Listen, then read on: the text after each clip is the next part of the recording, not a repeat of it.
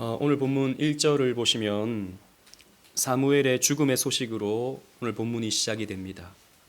한 시대를 풍미했던 사무엘이 역사의 뒤안길로 들어가게 되는 것이죠.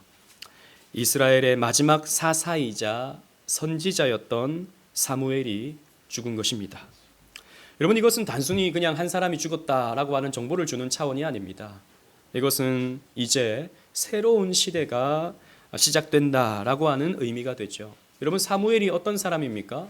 왕정 시대를 여는 데 있어서 쓰임 받았던 인물입니다. 즉 예수님의 그 오심을 준비했던 세례 요한처럼 다윗이 왕으로 세워지는 일에 귀하게 쓰임 받았던 인물이 바로 사무엘이 되는 것이죠. 그런 사무엘의 역할이 이제 끝났다라는 것입니다. 드디어 이제 왕정이 공고하게 구축이 된다라고 하는 것을 이 한마디의 말씀으로 보여주고 있는 것입니다. 그래서 사무엘의 장례가 마치자마자 1절을 보시면 그 성경의 카메라 앵글이 다윗에게로 클로즈업 되는 것을 살펴볼 수 있어요. 다윗은 엔게디를 떠나서 이스라엘의 최남단 바란 광야에서 자리를 잡게 됩니다. 그리고 이곳에서 일어난 일화를 25장에서 설명해 주고 있는 것이죠. 여러분, 이 일화는 이 이스라엘 문화 구조로 봤을 때 굉장히 중요한 위치에 있다라고 하는 것을 우리가 살펴볼 수 있습니다. 제가 자주 몇 번 이렇게 소개했지만 특히 히브리 문학은 인클루지오 구조를 가진다 그랬죠. 즉 그러니까 대칭 병행 구조, 수미 쌍관 구조라고도 하죠. 여러분 잘 기억해 보십시오. 우리가 21장에서 어떤 이야기를 살폈냐면 블레셋의 망명한 이 다윗의 이야기를 살펴봤어요. 그죠? 기억나시죠? 그런데 꼭 마찬가지로 27장에 가면 다시 한번 다윗이 블레셋으로 망명을 합니다. 이 이야기가 대칭이 돼요. 이게 A와 A-라고 칩시다. 그 다음에 22장에 가시면 사울의 추격과 사울을 살려주는 다윗의 이야기가 22장에 기록되어 있어요. 우리 지난주에 살펴봤죠. 그죠? 지난번에 살펴봤습니다. 그리고 26장에 가면 또다시 한번 사울의 추격과 사울을 살려주는 다윗의 이야기가 그려지고 있어요. 이게 B와 B-입니다. 그리고 맨 중앙에 어떤 이야기가 있냐면 오늘 본문의 이야기가 있는 거죠. 즉 구조적으로 우리에게 중요한 본문의 이야기다라고 하는 것을 우리에게 가르쳐주고 있어요. 즉 오늘 이 이야기를 통해서 나발과 아비가일의 이야기를 통해서 다윗이 이제 왕으로서 그 위치가 우뚝 서게 된다라고 하는 것을 오늘 본문을 통해서 가르쳐주고 강조해주고 있는 것입니다. 그래서 오늘 본문에 보면 다윗을 어떻게 대하는가에 대해서 그 이야기가 그려지고 있어요. 나발이라고 하는 사람이 나오고요. 아비가일이라고 하는 여인이 나오는데 이 두 사람의 태도가 완전히 다릅니다. 이 나발은요, 이 기름 부음 받아 세워진 왕을 멸시하고요. 이 아비가일은요, 이 기름 부음 받아 세워진 이 왕을 귀하게 여기고 존대하게 되죠. 그래서 완전히 다른 결과를 맞이하게 된다라고 하는 것을 보여줍니다. 왕이 세워졌다. 하나님이 세우시는 왕이 이제 드디어 이스라엘에 세워졌다라고 하는 것을 오늘 본문을 통해서 이야기를 통해서 그려주고 있는 것입니다. 나발이라는 이름, 여러분 나발 어감부터 별로 안 좋아요. 나발 이 이름의 뜻이 미련한 자라는 뜻을 가지고 있어요. 그리고 그의 성격도 마찬가지로 이름처럼 완고했고요, 고집이 셌고요, 그리고 어리석은 자였습니다. 성경이 그렇게 표현해주고 있어요. 하지만 아비가일, 이 아비가일이라는 이름의 뜻은요, 내 아버지의 기쁨이라는 뜻을 가지고 있고요. 또 다르게 번역하면 기쁨의 원천, 아버지가 원천이잖아요. 그래서 기쁨의 원천, 뭐 이런 뜻으로도 해석할 수 있는 이름입니다. 그런데 이 여인은요, 유순한 여인입니다. 그리고 지혜로운 여인이죠. 이 둘은 부부입니다. 어떻게 이렇게 만났는지 모르겠어요. 어떻게 이렇게 상반되는 부부가 같이 살고 있는지 참 이해하기가 어렵습니다만, 아무튼 뭐 고대 사회에는 돈으로 이제 아내를 살 수 있는 뭐 그런 상황이었기 때문에 아마도 이 부자였던 나발이 아비가일을 이렇게 돈으로 결혼하게 하지 않았나 이렇게 추측이 됩니다만, 어쨌든 이 둘은요 대비되는 인물이다라고 라는 것입니다. 그래서 오늘 본문이요 굉장히 구속사적으로 중요한 어떤 메시지를 우리에게 던져주고 있어요. 그래서 오늘 본문을 그냥 모범론적으로 윤리적으로 읽잖아요. 그럼 내용이 이상합니다. 그러나 오늘 본문을 구속사적으로 보잖아요. 그럼 그 의미가 확연하게 너무 쉽게 드러나게 되죠. 오늘 본문을 통해서 함께 은혜를 나눠보고자 합니다. 2절 3절을 읽겠습니다. 제가 2절을 읽고 함께 3절을 읽겠습니다. 마온에 한 사람이 있는데 그의 생업이 갈멜에 있고 심히 부하여 양이 3,000마리요 염소가 1,000마리이므로 그가 갈멜에서 그의 양털을 깎고 있었으니 시작. 그 사람의 이름은 나발이요 그의 아내의 이름은 아비가일이라. 그 여자는 총명하고 용모가 아름다우나 남자는 완고하고 행실이 악하며 그는 갈렙 족속이었더라. 나발을 먼저 소개하고 있습니다. 그는 갈멜에 거주하는 자인데 이 갈멜은 그 엘리야의 갈멜 산과는 다른 산이에요. 스펠링도 달라요. 이곳은 이 헤브론 근교 지역입니다. 헤브론 근처에. 이곳에서 큰 양떼를 이루고 있는 부자로서 나발이 소개되고 있는 것이죠. 양이 무려 3,000마리. 어마어마합니다.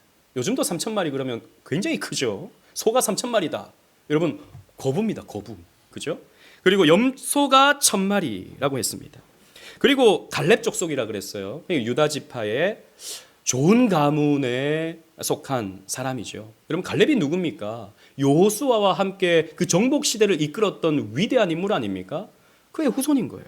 좋은 믿음의 가문 출신입니다. 그런데 이 나발은요 고집이 세고 악한 사람이에요.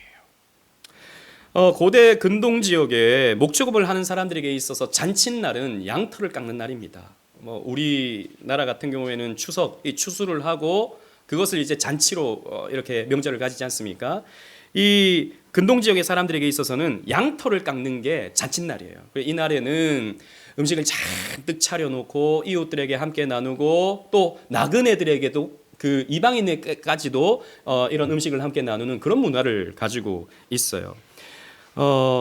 다윗은 이때 바란 광야에 머물고 있었는데 다윗의 군대가 아마도 이 나발의 양떼와 이 목동들을 지켜줬던 것 같아요. 이 고대 사회에는 아무래도 약탈이 많지 않습니까? 이민족들이 침입해서 특히 블레셋이 침입해서 이런 약탈을 해나가고 혹은 도둑들이 이런 양떼들을 이렇게 훔쳐가기도 하고 이런 일들이 비일비재했지 않습니까? 그런데 다윗이 군대를 600명이나 이 바란 광야에 두면서 이 나발의 양떼들을 보호해 준 거예요. 그래서 나중에 16절에 보시면 나발의 목동이 이렇게 증언을 합니다. 여러분 보십시오. 16절에 우리가 양을 지키는 동안에 그들이 우리와 함께 있어 밤낮 우리에게 담이 되었음이라 라고 했습니다. 즉 다윗의 군대가 우리의 울타리가 되어줬습니다. 우리의 담이 되어줬습니다. 그래서 한 마리도 양을 빼앗기지 않고 약탈당하지 않고 우리가 이렇게 풍성함을 유지할 수 있도록 저 다윗이 도와줬습니다. 라고 이렇게 말할 정도였다는 것이죠. 다윗은 당시에 그 국가 군대가 아니었죠. 다윗이 군대를 이끌고 있었지만 세금을 거둘 수 있는 그런 형편이 아니지 않습니까? 어떻게 보면 사울의 입장에서 보면 반란군이죠. 그러다 보니까 수입이 없습니다. 그래서 주변의 주민들을 도와주고 혹은 이렇게 보호해주면서 주민들이 기부해주는 음식과 또 생필품으로 근근히 살 수 있는 그런 상황이었던 거죠. 그래서 다윗이 나름 그런 호의를 베풀어 줬으니까 나발에게 이렇게 요청을 한 겁니다. 우리에게 먹을 것을 좀 전달해 주십시오. 잔칫날이 되니까 이 잔칫날에 우리에게도 좀 먹을 것을 좀 공급해 주십시오 라고 나발에게 요청을 합니다. 아주 정중히요. 여러분 8절 말씀 보십시오. 8절에 얼마나 다윗이 자기를 낮추어서 이렇게 요청을 하고 있는지 우리는 볼 수 있습니다. 함께 읽겠습니다. 8절 시작. 내 소년들에게 물으면 그들이 내게 말하리라. 그런즉 내 소년들이 내게 은혜를 얻게 하라. 우리가 좋은 날에 왔은즉 내 손에 있는 대로 내 종들과 내 아들 다윗에게 주기를 원하노라 하더라. 아멘. 보십시오. 당신의 손에 있는 대로 주십시오. 그러니까 얼마만큼 주세요 이게 아니고 당신이 줄 수 있는 만큼 손에 있는 만큼만 주십시오. 그리고 뭐라고 말합니까? 내 아들 다윗에게 나발한테 이렇게 말하는 겁니다. 나는 당신의 아들입니다. 당신은 그만큼 높은 자입니다. 그리고 내 부하들은 당신의 종입니다. 당신의 종들에게 이런 은혜를 베풀어 주세요. 먹을 것 좀 우리에게 나누어 주시면 우리가 그것을 갖고 또 함께 나누어 먹으면서 살아갈 수 있을 것입니다. 라고 이렇게 요청을 한 거죠. 그런데 나발의 대답을 보십시오. 10절, 11절을 함께 읽겠는데 제가 10절을 읽고 11절을 함께 읽겠습니다. 나발이 다윗의 사환들에게 대답하여 이르되 다윗은 누구며 이새의 아들은 누구냐? 요즘에 각기 주인에게서 억지로 떠나는 종이 많도다. 시작. 내가 어찌 내 떡과 물과 내 양털 깎는 자를 위하여 잡은 고기를 가져다가 어디서 왔는지도 알지 못하는 자들에게 주겠느냐 한지라. 나발이요 다윗을 무시하는 겁니다. 다윗이 누구냐? 다윗이 누군데? 이새 아들이 누군데? 다윗이라고 하면 되잖아요. 근데 굳이 또 이새의 아들이라고 말하면 이게 약간 비하하는 말이기도 해요. 이런 거죠. 강가가 누군데? 그 강씨 놈이 누군데? 이렇게 말하는 거죠. 모를 수가 없습니다. 다윗은요 당시에 유명한 인물이었어요. 블레셋과의 전쟁에서 이 연전연승을 거두던 그런 장군이었습니다. 게다가 떠오르는 라이징 스타였지 않습니까? 그래서 사울이 질투했잖아요.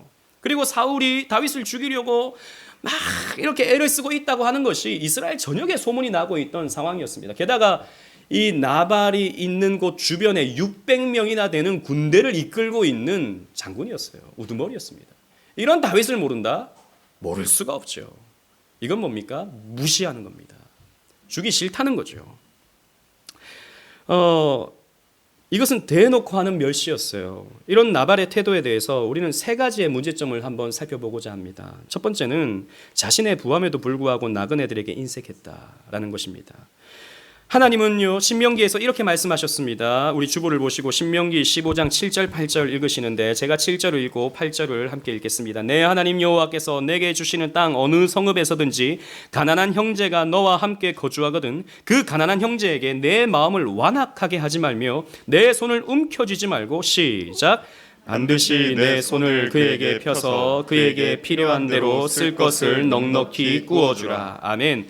하나님은요 넉넉할 때에 우리가 넉넉할 때에 우리 배만 불리지 말고 우리 주변에 있는 가난한 이웃들에게 쓸 것을 공급해 줘야 된다라고 명령하셨습니다.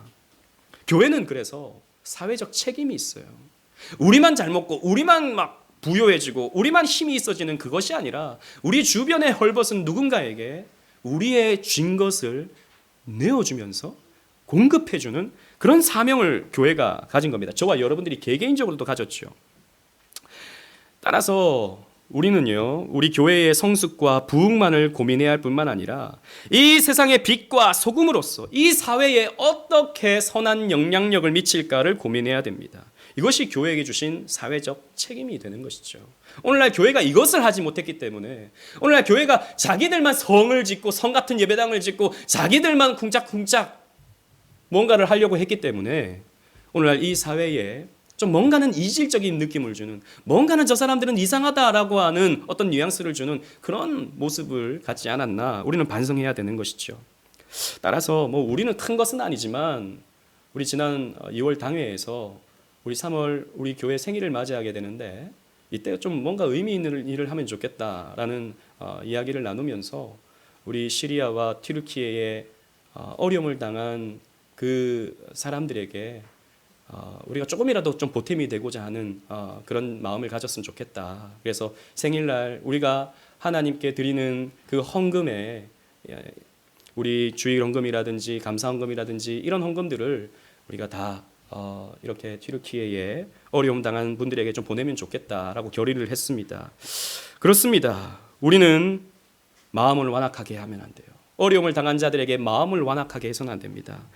말씀의 가르침대로 우리의 손을 움켜쥐지 말고 넉넉히 구워줄 수 있는 도움이 필요한 사람들에게 도움을 내밀어 줄 수 있는 그런 모습들이 우리 그리스도인들에게 있어야 되는 것이죠. 하지만 나발은 그러지 않았어요. 자기는 넉넉했음에도 불구하고 나눌 생각이 없었습니다. 그리고 둘째로는 선을 악으로 갚은 죄이죠. 다윗이 전혀 생뚱맞은 요구를 하는 것이 아닙니다. 다윗의 군대는 나발과 이 나발의 목동들을 그리고 그 양떼들을 잘 지켜 주었습니다. 담이 되어 주었습니다. 그리고 다윗은요 나발을 정중하게 대접했죠. 아주 이 나발을 높여 주었습니다. 그러나 나발은 다윗에게 그렇게 하지 않았죠. 그래서 다윗의 말을 들어보십시오. 21절 하반절에 보면 그가 악으로 나의 선을 갚는도다 라고 했습니다. 나는 저에게 선하게 대했는데 그는 나에게 악하게 갚아주었다 라고 말하고 있는 것이죠. 여러분, 지난주에 우리가 말씀을 들었던 것처럼 다윗은요, 사울에게 악을 선으로 갚았습니다. 그죠? 사울은 그렇게 다윗에게 악하게 했지만 다윗은 사울에게 선하게 대했다고요. 이것이 무엇입니까? 이것이 하나님 나라의 원리입니다. 이것이 하나님이 원하시는 하나님 백성의 질서였다고요. 그러나 나발은 이것을 완전히 거꾸로 바꾸어 버렸죠. 선을 악으로 갚아버렸습니다. 다윗을 멸시했습니다. 다윗을 무시했습니다. 그리고 하나도 주지 않았습니다. 자기는 유익을 받았지만 다윗에게는 요만큼도 주지 않겠다라고 말했던 것이죠. 그리고 셋째로, 이것이 가장 결정적인 것인데 하나님의 기름 부음 받은 왕을 멸시했다라는 것입니다. 여러분, 아무래도 다윗은 600명의 군대를 거두고 있는 우두머리지 않습니까? 나발이 이를 몰랐을 리가 없다 하고 그랬죠. 아무리 어리석어도 다윗에게 함부로 했다가는 큰 화를 당할 수 있다고 하는 것을 나발도 알고 있었을 것입니다. 그런데 왜 여러분 나발이 이렇게 다윗을 무시하죠? 여러분, 왜 그랬을까요? 생각해 보십시오. 그냥 기분이 나빠서? 혹은 욕심이 많아서? 좀 정치적으로 여러분들이 좀 생각해 본다면 이렇게 우리는 나름 답을 내릴 수 있어요. 이 나발은요, 주를 선 거예요. 누구에게? 사울에게. 그때 당시만 해도 왕은 누굽니까? 아무리 다윗이 떠오르는 라이징 스타라 하더라도 지금 사울이 저렇게 다윗을 죽이려고 하는 걸 보니까 결국에는 다윗도 꺾일 것 같아. 그러니까 어쨌든 힘이 있는 자는 사울이니까 사울 뒤에 내가 줄을 서야겠구나. 사울의 끈을 내가 잡아야겠구나. 지난번에 이 다윗에게 호의를 베풀어줬던 이 놉당의 소문이 아마도 이 나발에게 들렸을 수도 있죠. 호의를 베풀어줬다가 그 놉당의 사람들이 어떻게 됐느냐? 다 죽임을 당하지 않았느냐? 이 사울이 막 노발대발하면서 도액을 보내가지고 다 죽여버리지 않았느냐? 내가 그렇게 되면 안 되지. 어쨌든 힘 있는 자는 사울이니까 사울 뒤에 줄을 서야겠다. 그래서 다윗을 멸시하는 거예요. 다윗이 누구냐? 이새의 아들이 누구냐? 요즘에 떠다니는 주인의 종에서 도망가 버린 그런 종놈들도 많다던데 그런 종놈들에게 내가 무슨 떡을 주고 내가 무슨 내 양을 주고 그렇게 할 내가 여유가 없다. 썩 꺼지거라. 이런 식으로 한 거죠. 나발이 어리석은 것은 바로 이 지점입니다. 하나님은 사울을 어떻게 했습니까? 사울을 버리셨죠. 사울의 줄은요, 썩은 동아줄입니다. 하나님은 다윗을 앞으로 이스라엘의 왕으로 쓰시고자 광야에서 훈련하고 있어요. 하나님이. 다윗의 옷이 비록 흙먼지가 묻고 그가 사는 곳이 왕궁이 아니라 비록 저 광야의 어느 굴이지만 하나님은 이 다윗을 앞으로 세워질 이스라엘의 왕으로 훈련시켜가고 있는 것입니다. 이것을 나발은 조금도 캐치해내지 못한 거죠. 그저 눈에 보이는 누가 지금 힘이 있는가, 어느 줄을 서야 내가 성공할 수 있는가, 이것만 쳐다보고 있는 것입니다. 그러니까 다윗을 멸시하고 다윗을 도망간 노예 취급을 하고 있는 것입니다. 1000년 뒤에 이 일이 일어나고 1000년 뒤에 비슷한 상황이 또 연출되죠. 기름 부음 받으신 예수님께서, 그 왕께서 이런 취급을 받습니다. 사람들은 예수님의 출신과 예수님의 남루함을 보고 이렇게 멸시를 합니다. 마가복음 6장 3절에 이 사람이 마리아의 아들 목수가 아니냐, 야고보와 요셉과 유다와 시몬의 형제가 아니냐, 그 너희들이 우리와 함께 여기 있지 아니하냐 하고 예수를 배척한지라. 아니 목수 아들 아니야? 내가 저가 어릴 때의 모습을 알고 있고 저 집을 알고 있고 저 누이들을 알고 있고 저 형제들을 알고 있는데 저가 무슨 하나님의 아들이야, 무슨 메시아야, 앞으로 세워지는 무슨 이스라엘의 왕이야. 웃기는 소리 하지 말라 그래. 예수님 당시에 수많은 사람들이 그렇게 했습니다. 그런 행적들을 요한은 이렇게 기록하고 있죠. 요한복음 1장 10절 11절 우리 주보를 보시고 함께 읽겠습니다. 제가 10절을 읽고 11절을 함께 읽겠습니다. 그가 세상에 계셨음에 세상은 그로 말미암아 지은 바 되었으되 세상이 그를 알지 못하였고, 시작, 자기 땅에 오매 자기 백성이 영접하지 아니하였으나. 아멘. 보십시오. 예수님은 이 세상을 창조하신 분이십니다. 이 세상의 주인이세요. 근데 그분이 이 세상에 오셨는데 사람들은 어떻게 합니까? 영접하지 않아요. 나사렛에서 무슨 선한 것이 나오겠느냐? 저 목수의 아들이 뭘 알기에 무슨 그런 가르침을 하겠느냐? 무시했죠. 그런데 요한은 이렇게 말합니다. 요한복음 3장 18절 말씀 우리 다 같이 함께 읽겠습니다. 시작. 그를 믿는 자는 심판을 받지 아니하는 것이요 믿지 아니하는 자는 하나님의 독생자의 이름을 믿지 아니함으로 벌써 심판을 받은 것이니라. 아멘. 그를 믿지 아니하는 자는 어떻게 됩니까? 그를 영접하지 아니하는 자는, 그를 멸시하고 무시하는 자는 어떻게 됩니까? 결국에 심판을 받게 돼요. 이미 심판을 받고 앞으로도 심판을 받습니다.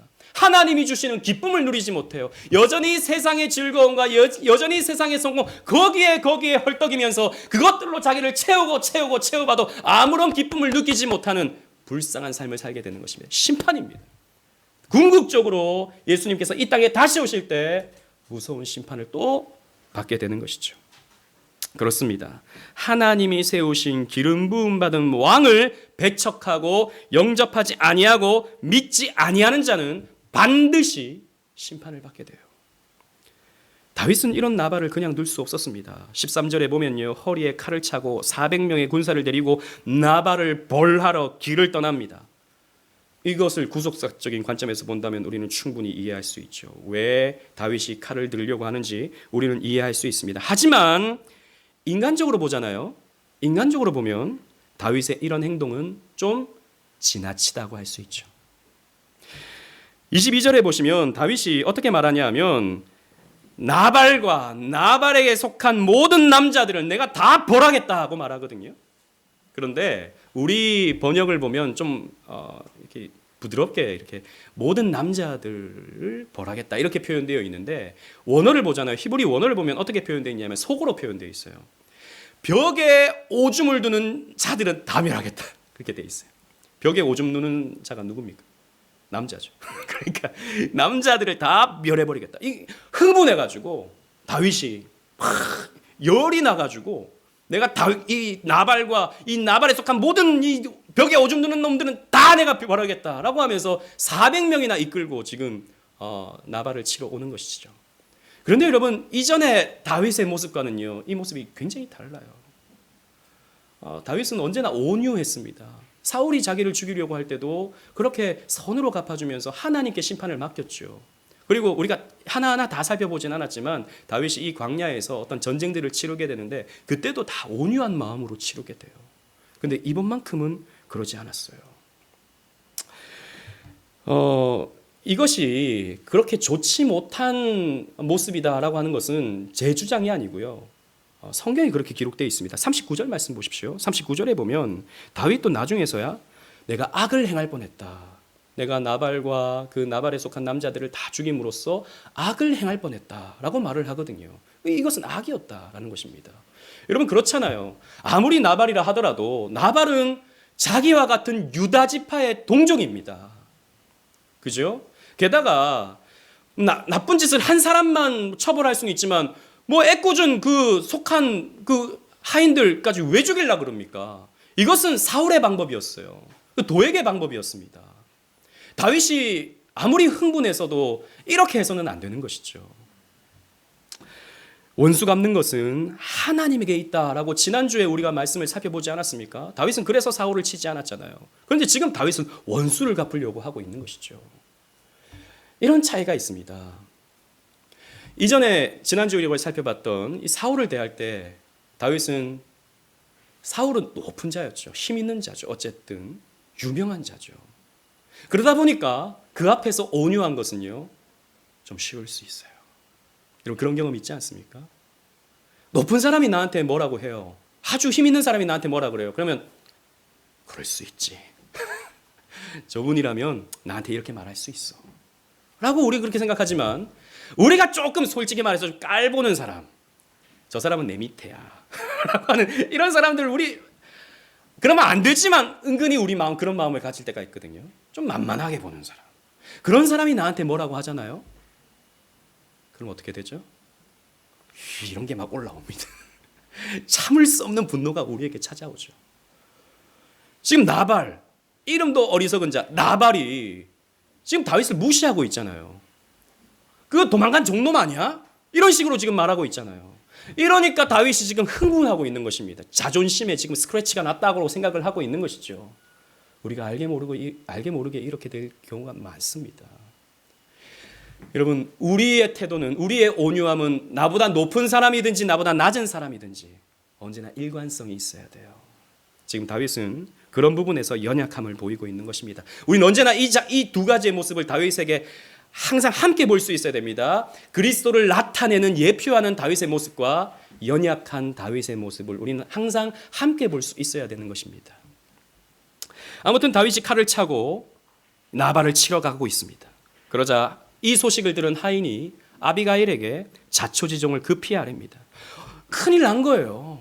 지금 다윗이 나발뿐만 아니라 이 나발에 속한 모든 남자들을 치러 온다는 것은 하인 자기도 지금 죽게 된 것입니다. 그래서 뭐라 그럴까요? 이 마님이죠. 어쨌든 마님에게 찾아가서 이렇게 정보를 전달합니다. 17절 말씀 보십시오. 우리 함께 읽겠습니다. 17절 시작. 그런즉 이제 당신은 어떻게 할지를 알아 생각하실지니 이는 다윗이 우리 주인과 주인의 온 집을 해하기로 결정하였음이니이다. 주인은 불량한 사람이라 더불어 말할 수 없나이다 하는지라. 이 하인도 알아요. 주인이 불량한 사람이라는 거. 좀 약간 좀 주인을 별로 안 좋아했던 것 같아요. 워낙 별나가지고 더불어 말할 수도 없다. 대화가 안 통한다. 우리 주인님하고는 나발하고는. 그러니까 마님께서 좀 해결해 주십시오라고 이렇게 요청을 하고 있는 것입니다. 그러자 아비가일은요 즉시 움직입니다. 18절 19절 보십시오. 제가 18절을 읽고 19절을 함께 읽겠습니다. 아비가일이 급히 떡 200덩이와 포도주 2가죽 부대와 잡아서 요리한 양 5마리, 어마어마한 양이죠. 볶은 곡식 5세와와 건포도 100송이와 무화과 뭉치 200개를 가져다가 나귀들에게 싣고 시작. 소년들에게 이르되 나를 앞서가라. 나는 너희 뒤에 가리라 하고 그의 남편 나발에게는 말하지 아니하니라. 아멘. 아비가일은요 음식을 잔뜩 준비해서, 그러니까 이미 음식이 많았던 거예요. 나발이 사실 다윗에게 이미 줄 수 있는 이런 음식들은 이미 가득했어요. 근데 안 줬던 것이죠. 이것을 챙겨다가 다윗을 맞이하러 갑니다. 여기에서 우리는 기름 부음 받은 자를 어떻게 대해야 하는지를 이 아비가일의 모습을 통해서 우리는 발견하게 돼요. 이것은 처세술이 아닙니다. 어떤 위기를 당했을 때 어떻게 사람을 대할 수 있는가, 그것을 우리가 여기서 뽑아내면 안 돼요. 이것은 영적인 지혜입니다. 구속사적인 어떤 하나님의 이루어 가시는 일들을 바라보는 그런 지혜가 이 아비가일에게 있었다라는 것이죠. 3가지를 살펴보겠는데요. 첫째로 겸손함을 가졌습니다. 겸손하게 기름 부음 받은 왕을 맞이하죠. 23절 말씀 보십시오. 다 같이 읽겠습니다. 시작. 아비가일이 다윗을 보고 급히 나귀에서 내려 다윗 앞에 엎드려 그의 얼굴을 땅에 대니라. 아멘. 얼굴을 땅에 대었다라고 하는 것은 감히 내가 당신과 얼굴을 맞댈 수 없는, 저는 낮은 자이고 당신은 높은 자입니다 라고 하는 뜻이에요. 극진히 상대방을 높여주는 것이죠. 그리고 아비가일은 다윗에게, 여러분 쭉 이어서 이 아비가일의 말을 여러분 나중에 한번 읽어보십시오. 계속해서 표현하기를 내 주여 내 주라고 말하고 있습니다. 다윗을 향해서 당신은 주인이시고 저는 종입니다 라고 이렇게 표현을 하고 있어요. 이것은 왕이나 혹은 주인에게 쓰는 종의 표현이죠. 이렇게 아비가일은요 자기 자신을 겸손히 낮추었습니다. 베드로가 예수님께서 말씀을 주시고 깊은 데로 가서 그물을 내리라 라고 하는 이 말씀에 그물을 내렸다가 그물이 찢어질 만큼 큰 고기를 잡게 되자 어떻게 합니까? 예수님 앞에 엎드리죠. 주여 나를 떠나소서 나는 죄인이로소이다 라고 말합니다. 자기를 낮추는 거예요. 예수님 앞에 자기를 낮추어서 예수님을 높이는 것, 이것이 기름 부음 받은 자를 대하는 거듭난 사람의 자세여야 된다는 것입니다. 둘째로 기름 부음 받은 왕께 자신이 가진 것으로 극진히 대접했어요. 27절 말씀 우리 다 같이 읽겠습니다. 시작.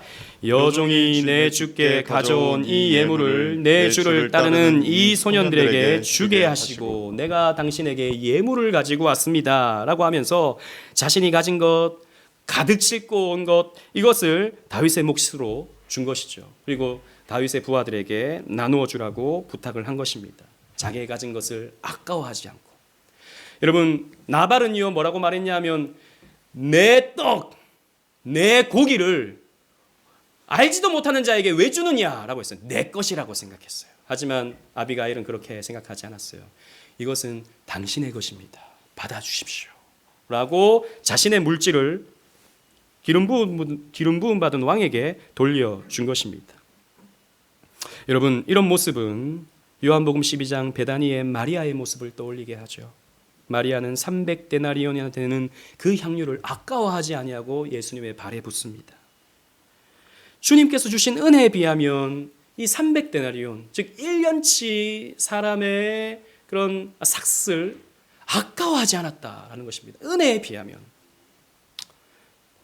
그래서 자신의 머리털로 예수님의 발을 씻기지 않습니까? 이 마리아의 모습과 이 아비가일의 모습이 참 비슷한 거죠.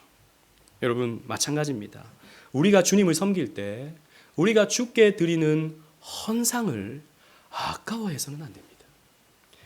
주께서 내려주신 은혜에 대한 반응으로서 헌상을 우리가 인색하게 해서는 안 됩니다. 이건 내 건데, 이건 내가 얼마든지 쓸 수 있는 건데, 아니요. 주님께서 주신 것입니다. 주님의 것이에요.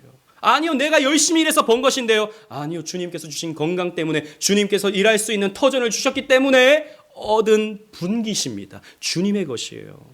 그 주님의 것을, 이것은 주님의 것입니다 라고 해서 돌려드리는 것은 우리의 마땅한 본분이 됩니다. 그런데 그것을 인색하게, 그것을 아까워하면서 내 것인데 라고 하는 것은 죄가 되는 것이죠.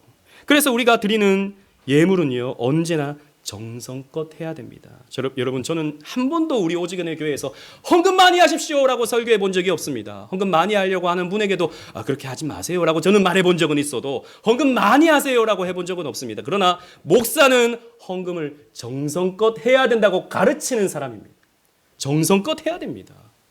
그냥 남는 몇 푼 그걸 가지고 우리가 하나님 앞에 헌상해서는 안 되는 것입니다. 내 일에는 내가 해야 되는 일에 쓸 때는 써야지라고 하면서 펑펑 쓰면서 하나님께 드리는 일에는 인색한 것. 이런 모습이 우리에게 있다면 우리의 모습은 회개해야 됩니다. 왜냐하면 우리의 마음은 물질이 있는 곳에 있기 때문입니다. 보물이 있는 곳에 네 마음이 있다라고 하셨어요. 그래서 여러분들은 많이 버시면요, 많이 하셔야 돼요. 적게 버시면요, 조금만 하셔도 됩니다. 이게 11조의 원리잖아요. 많이 버는 사람은 많이, 적게 버는 사람은 적게. 주님께서는요, 우리가 정성껏 우리가 가지고 있는 마음을 담아서 이렇게 헌상하기를 원하신다라는 것이죠. 그래서 루터는 회개는 지갑이 가장 먼저 회개해야 되는 것이다 라고 얘기했어요. 웨슬리도 그런 얘기를 똑같이 했습니다. 지갑이 회개하는 것이 진정한 회개다 라고 말했습니다. 이것은 루터만의 말이 아닙니다. 성경도 우리에게 가르쳐주고 있는 교훈이에요. 고린도 후서 9장 7절입니다. 다 같이 읽겠습니다. 시작. 각각 그 마음에 정한 대로 할 것이요 인색함으로나 억지로 하지 말지니 하나님은 즐겨내는 자를 사랑하시느니라. 아멘. 정한 대로 해야 돼요. 각각. 이건 목사가 얼만큼 하세요, 누가 이만큼 이번에 하세요 라고 해서는 안 되는 거죠. 자발적으로 내가 할 수 있는 만큼. 다윗도 그렇게 요청했잖아요. 당신의 손에 있는 만큼만 주십시오. 우리가 할 수 있는 만큼 하는 겁니다. 그러나 인색함으로나 억지로는 하지 말아야 됩니다. 그리고 우리가 주님께 즐거이 드릴 때 우리의 마음이 거기 담기는 거예요. 주님께 우리의 마음이 가게 되어 있는 거예요. 그리고 셋째로, 왕의 나라가 임하기를 이 아비가일은 소망하고 있습니다. 28절, 29절 말씀 함께 읽어보는데요. 제가 28절을 읽고 29절을 함께 읽겠습니다. 주의 여종의 허물을 용서하여 주옵소서. 여호와께서 반드시 내 주를 위하여 든든한 집을 세우시리니 이는 내 주께서 여호와의 싸움을 싸우시며 내 주의 일생에 내 주께서 악한 일을 찾을 수 없음이니이다. 시작. 사람이 일어나서 내 주를 쫓아 내 주의 생명을 찾을지라도 내 주의 생명은 내 주의 하나님 여호와와 함께 생명 싸개 속에 쌓였을 것이요 내 주의 원수들의 생명은 물매로 던지듯 여호와께서 그것을 던지시리이다. 아멘. 이것이 핵심입니다. 왜 아비가일이 지혜로운 여자인지 여기에서 드러나는 것이죠. 아비가일이 뭐라고 말합니까? 여호와께서 반드시 내 주를 위하여 든든한 집을 세우시리니 여러분 다윗의 집이라는 말은 그냥 다윗의 그냥 하우스를 말하는 게 아니에요. 이건 다윗의 가문을 말하는 것입니다. 다윗의 왕조를 말하는 거예요. 그래서 NIV 성경에 보면 다윗의 집에 이 집을 어떻게 번역했냐면 다이너스티로 번역했습니다. 즉 다윗 왕조가 든든히 세워질 것이다 라고 이 여인은 믿음의 눈으로 바라본 것입니다. 그러면서 덧붙이기를 이는 내 주께서 여호와의 싸움을 싸우심이요 라고 했어요. 즉 이스라엘의 왕은 여호와의 싸움을 싸우는 자예요. 자기를 위해서 싸우는 자가 아니고 여호와를 위해서 싸우는 자가 돼야 돼요. 그래서 사울은 패위가 되는 겁니다. 자기를 위해서 싸우잖아요. 다윗을 죽이려고. 그래서 당신은 여호와를 위한 싸움을 싸우는 자입니다 라고 하는 말은 당신은 왕이 될 것입니다 라고 하는 이런 말이 돼요. 그런데 또 동시에 다윗의 마음을 누그러뜨리는 지혜로운 말도 되죠. 지금 다윗이 누구를 위해서 싸우려고 합니까? 자기를 위해서 싸우려고 하잖아요. 혈기 때문에 이 나발 나를 무시했어. 너 한번 호되게 당해봐라. 이런 마음이 다윗에게 요만큼은 있었던 거죠. 그런데 이 아비가일이 이렇게 말하는 거죠. 당신은 여호와를 위해서 싸우는 사람 아닙니까? 자기를 위해서 싸우는 사람 아니지 않습니까? 라고 말을 하니까 다윗이 그렇다 이렇게 받아들일 수밖에 없게 되는 것이죠.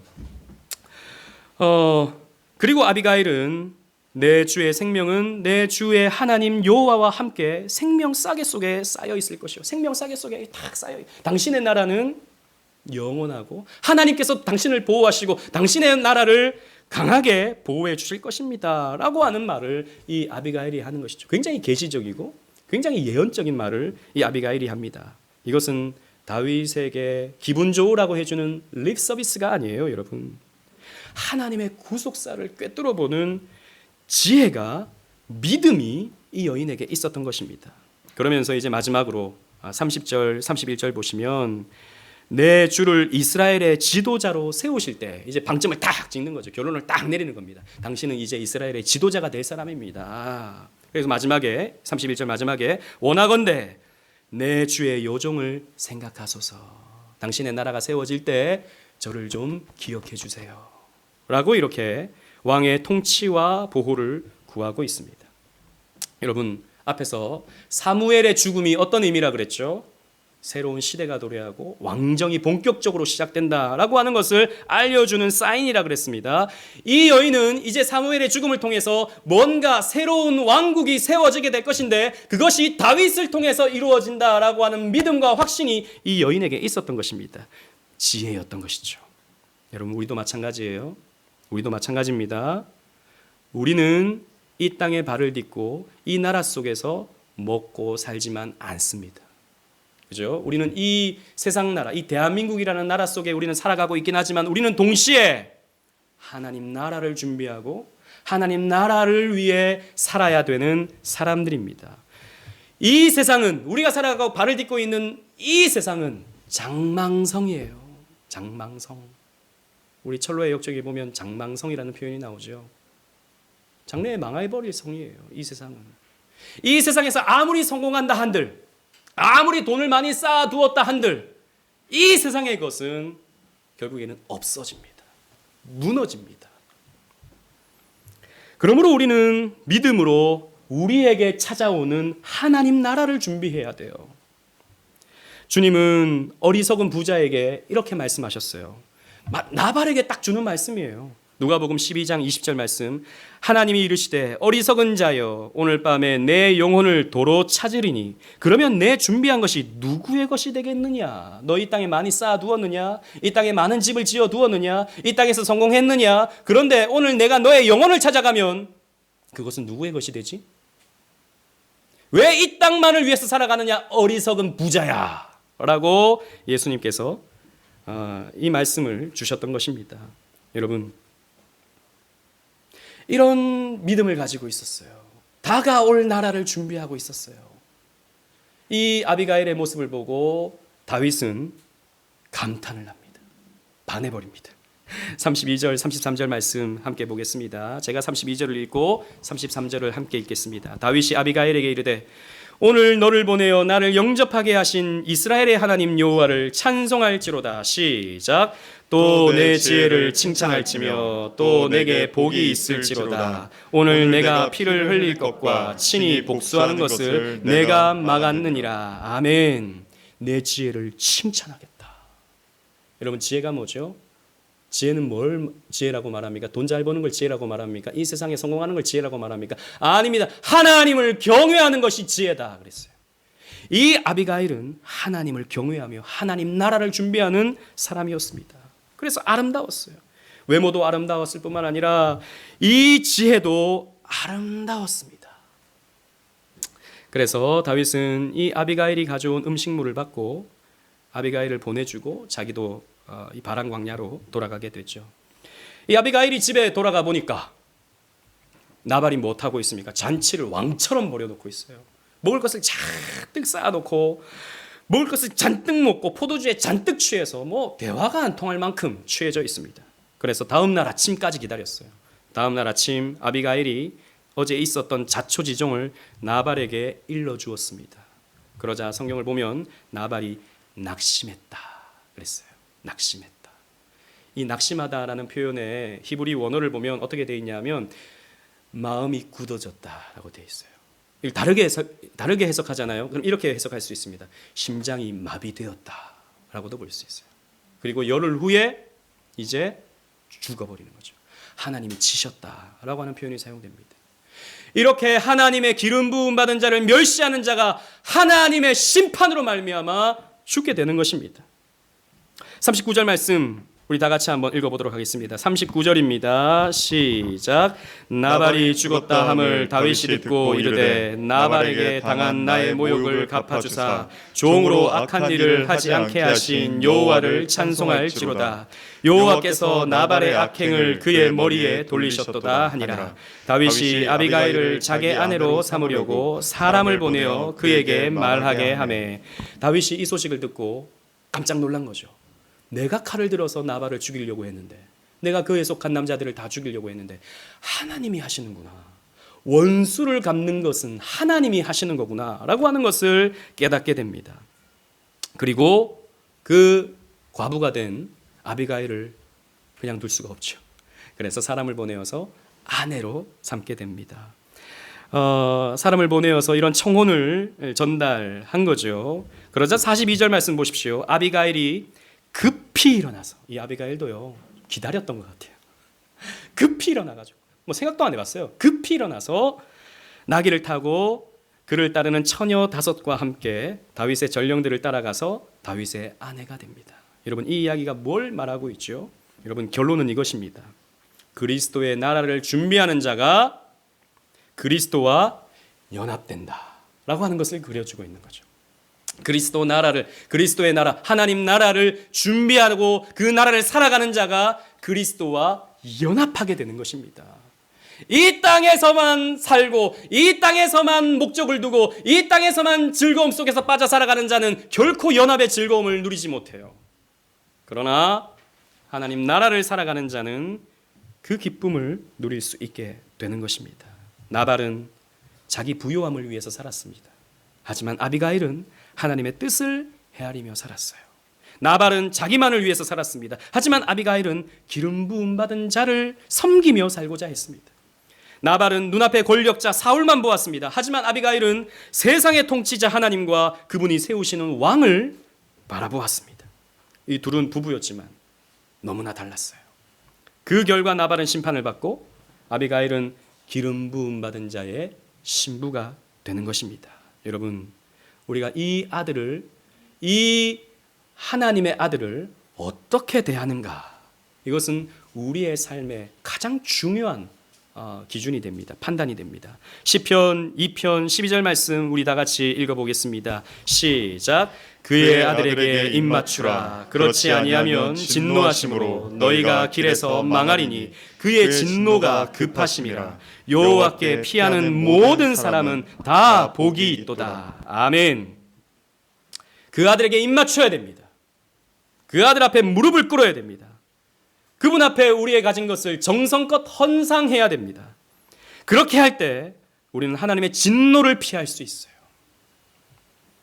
그리고 여호와께 피하는 자는 복이 있다라고 성경이 우리에게 가르쳐주고 있는 것입니다. 그렇습니다.